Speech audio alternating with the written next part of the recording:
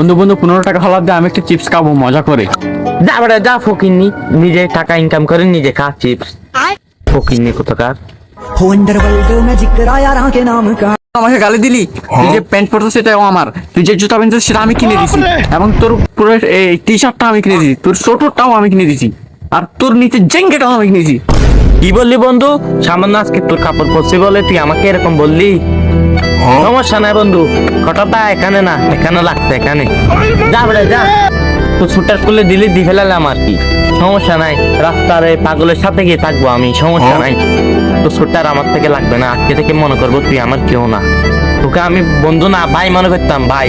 কিন্তু তুই কি করলি, সামান্য একটা সোয়েটার তুই সহ্য করতে পারলি না, সোয়েটার দিলি সেই জন্য। আর আগে তুই আমার ছোটটা দে, এই শীতের মধ্যে তুই কাঁদবি, তুই আগে আমার ছোটটা দে।